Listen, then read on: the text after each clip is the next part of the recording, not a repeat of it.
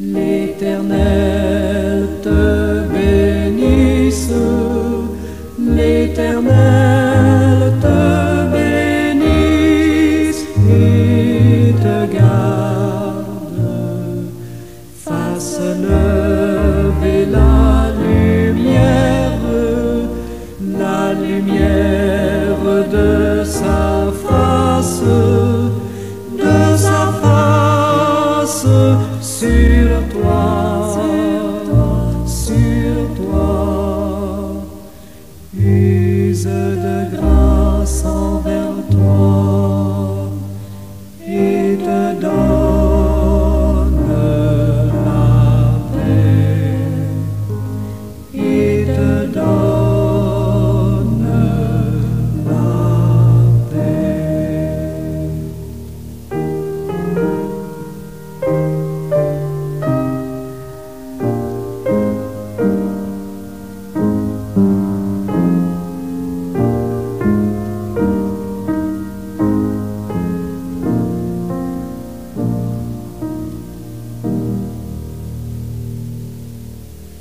L'Éternel te bénisse, l'Éternel te bénisse et te garde, fasse lever la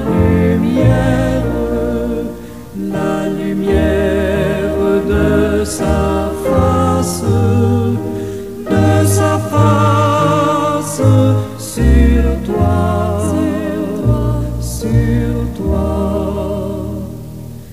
use de grâce envers toi et te donne la paix, et te donne la paix.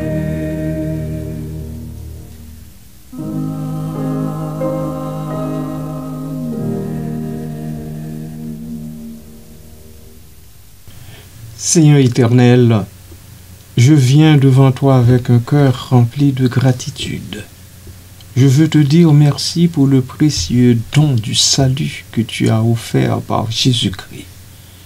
Grâce à son sacrifice, ô Dieu, je suis libéré du péché et réconcilié avec toi. Je reconnais que ce salut n'est pas le fruit de mes œuvres, mais un acte de ta grâce infinie. Merci Seigneur pour cet amour inconditionnel qui me dépasse. Oui, cela me dépasse. Oui, cela dépasse tous les humains. Je peux maintenant vivre dans la lumière de ta vérité et aussi de ta paix. Merci Seigneur. Aide-moi à marcher dans cette nouvelle vie et à partager cette bonne nouvelle avec ceux et celles qui t'ignorent encore. Que chaque jour soit une occasion de te rendre gloire et de témoigner de ta bonté. Merci Seigneur. Papa, que dans ton amour infiniment grand, tu jettes un regard favorable particulier sur les grands malades parmi nous, ceux et celles qui sont malades physiquement et encore spirituellement. Vois, ô Dieu, mon frère Agénor Léonard. Seigneur, merci parce que tu étais présent pour lui. Tu l'as épargné de cet accident. Merci, Papa, pour cela. Que dans ton amour, tu continues, ô Dieu, de poser ta bonne main sur ce frère et de faire en sorte qu'il puisse récupérer sa santé totalement, entièrement. Merci, Père. À toi, à Jésus-Christ, au Saint-Esprit, soit l'honneur et la gloire au siècle des siècles. Amen.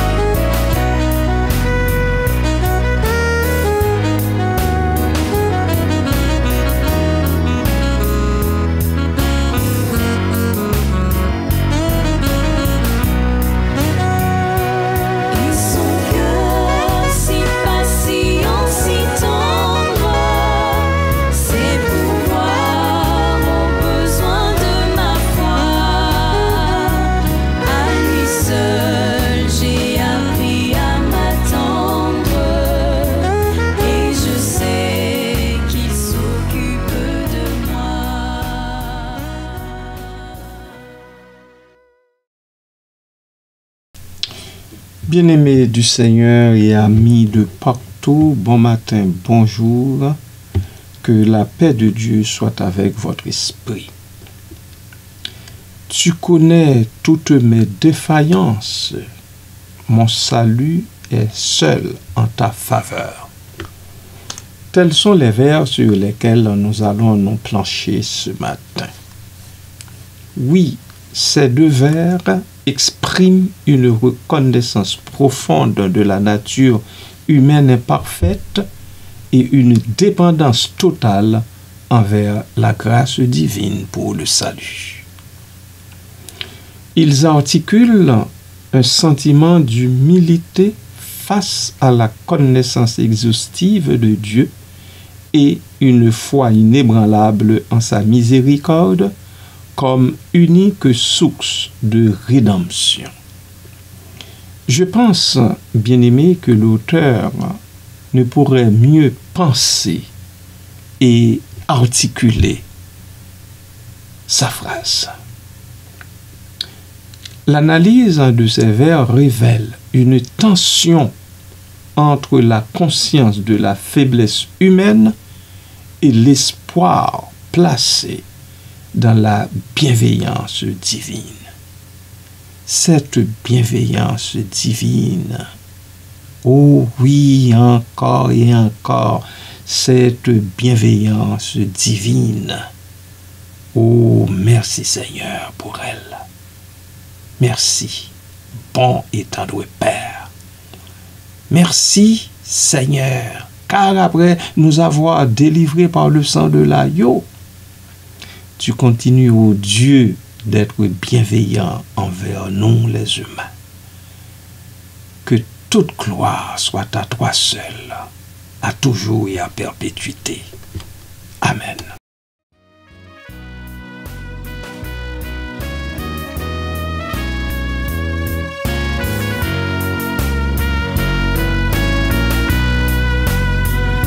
Chaque instant de chaque jour qui passe, en Jésus je puis me confier.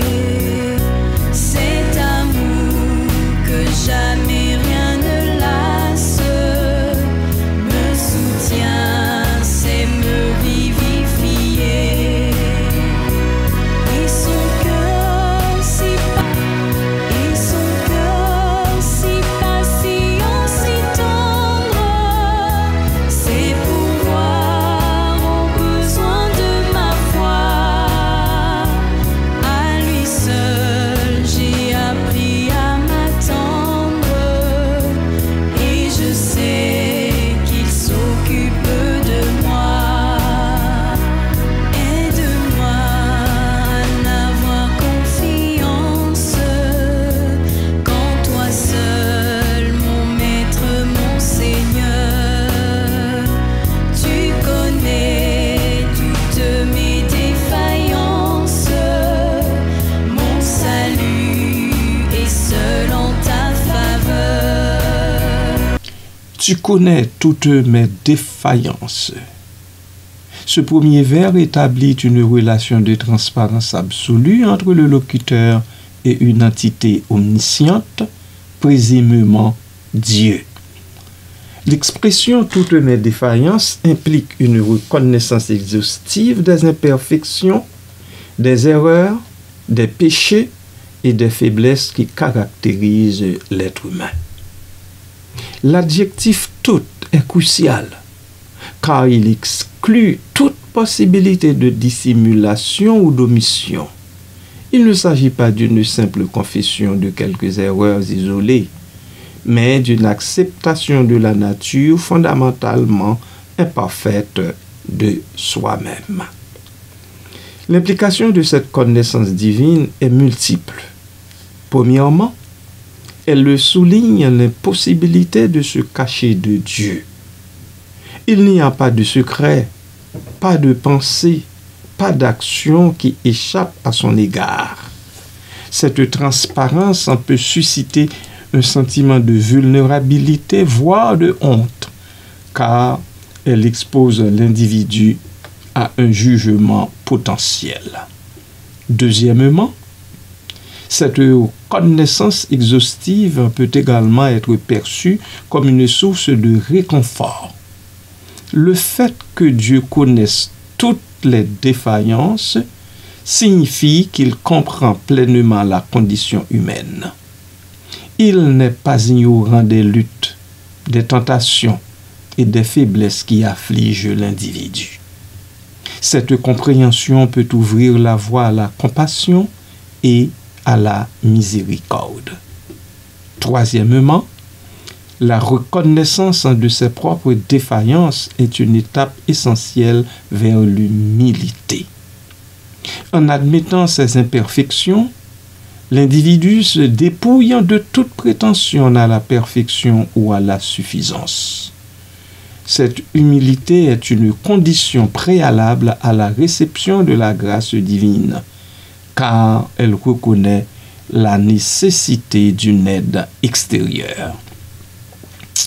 En résumé, ce premier vers établit un constat lucide de la condition humaine, une nature imparfaite, sujette à l'erreur et à la faiblesse, et une transparence totale à un Dieu omniscient. Voilà pour le premier vers, bien-aimé du Seigneur.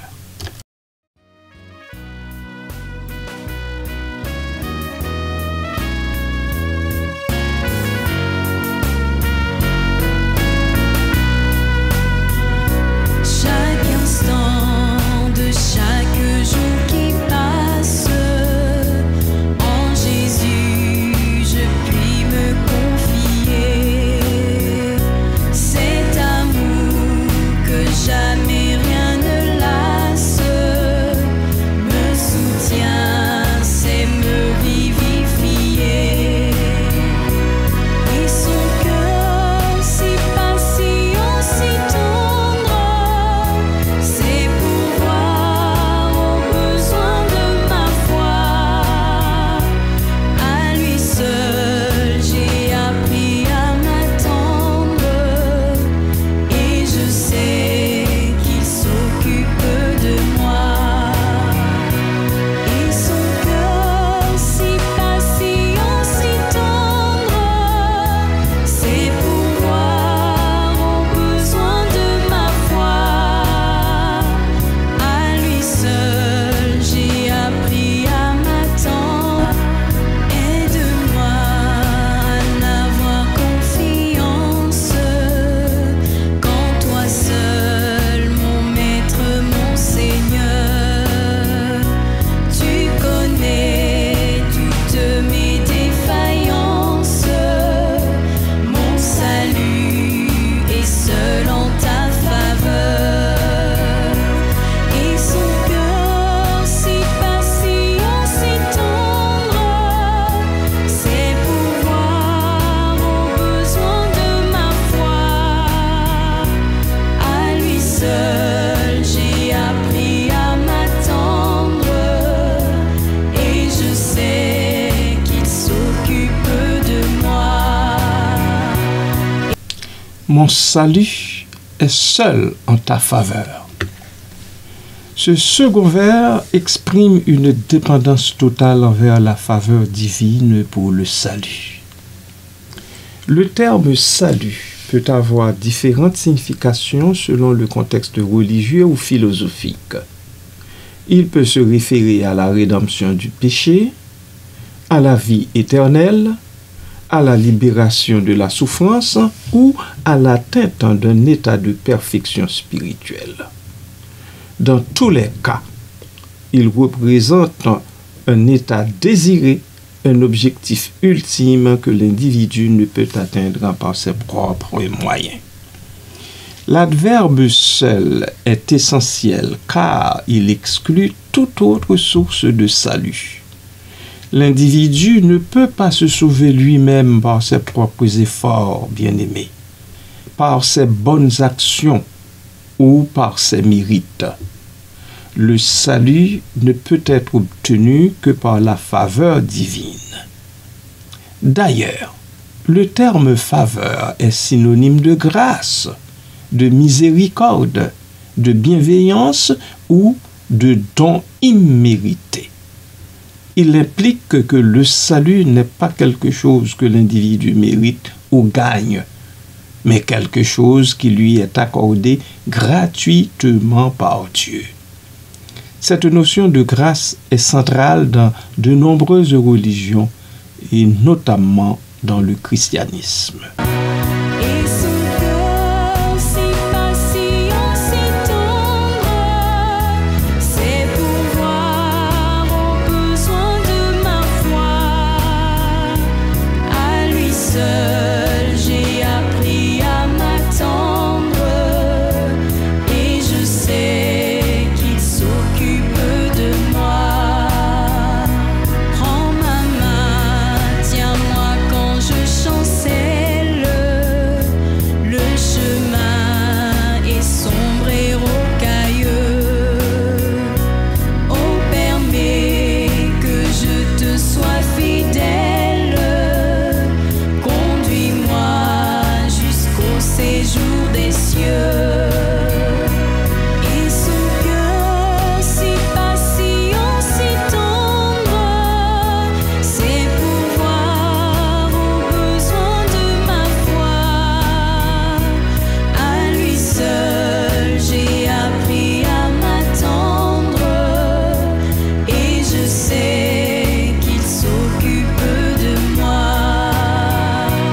Et son cœur si patient, si tendre, ses pouvoirs au besoin de ma foi. À lui seul j'ai appris à m'attendre, et je sais qu'il s'occupe de moi.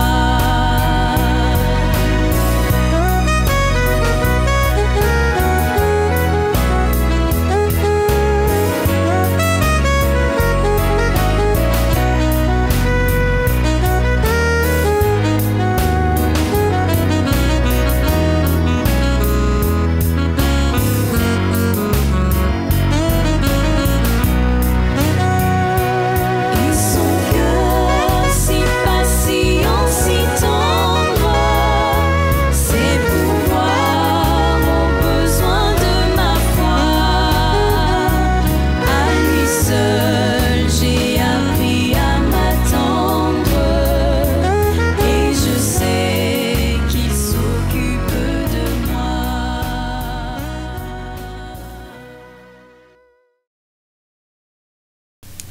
Bien-aimés frères et sœurs, la combinaison des deux vers crée une tension dialectique. D'un côté, la reconnaissance des défaillances souligne l'indignité de l'individu. Et de l'autre, l'espoir placé dans la faveur divine offre une solution à cette indignité. Le salut n'est pas basé sur la mérite de l'individu, mais sur la miséricorde de Dieu. Ce second vers exprime donc une foi profonde en la capacité de Dieu à transcender les imperfections humaines et à offrir le salut malgré les défaillances. Il souligne la nécessité de s'abandonner à la volonté divine et de placer sa confiance en la grâce de Dieu. En conclusion, ces deux vers expriment une reconnaissance lucide de la condition humaine imparfaite et une foi inébranlable en la grâce divine comme unique source de salut. Ils articulent, les deux vers, un sentiment d'humilité face à la connaissance exhaustive de Dieu et une dépendance totale envers sa miséricorde. La tension entre la conscience des défaillances et l'espoir placé dans la faveur divine révèle une compréhension profonde de la nature de la relation entre l'homme et Dieu. Ils invitent à une introspection honnête et à un abandon confiant à la volonté divine. Ils rappellent que le salut n'est pas une question de mérite, mais de miséricorde. Voilà pour ces deux vers bien-aimés du Seigneur. Amen.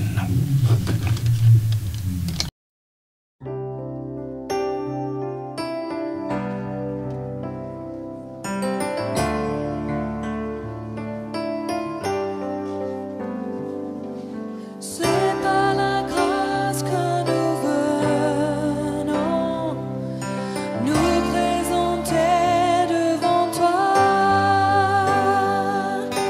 non par nos forces ou nos efforts, mais par le sang de l'agneau. Tu nous appelles auprès de toi, Seigneur, nous voici.